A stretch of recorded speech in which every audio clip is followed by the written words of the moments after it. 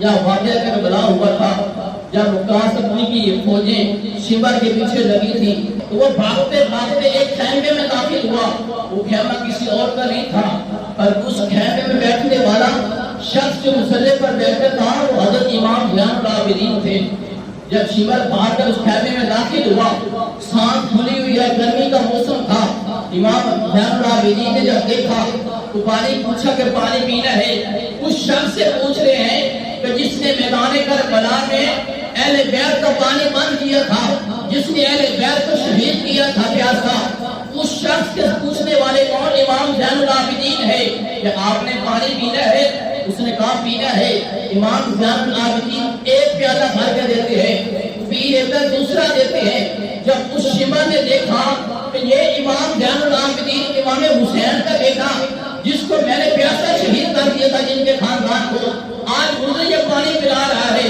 جب اس نے یہ دیکھا تو شرم سے اس کی آنکھیں نیچی ہوتی ہیں. جب وہ جانے لگتا ہے تو کہنے لگا شاید مجھے امام زین العابدین نے پہچانا نہیں ہے. تو جب جانے لگا تو کہ زین العابدین لگتا آپ نے مجھے پہچانا نہیں ہے. تو آپ کی آنکھوں میں آنسو آئے. آپ نے کہا کہ ظالم تو پہچانے کی بات کرتا ہے, میں تو تجھے اس وقت کا جانتا ہوں جب تم نے میرے خاندان کو پیاسا شہید کر دیا تھا. تم نے میرے بابا جان کا ساتھ جو ہے نیزے میں چڑھایا تھا. میں تجھے اس وقت کا جانتا ہوں. کہا پھر پانی مجھے کیوں پلا رہے ہو؟ امام زین العابدین فرمانے لگے بات یہ ہے وہ تمہارا کردار تھا کہ تم نے پیاسا شہید کیا تھا.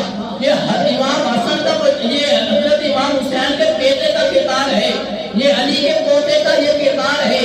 ہمیں یہ نصیحت کی گئی ہے کہ دشمن بھی دروازے پر آئے تو اس کو بھی پانی پلاؤ.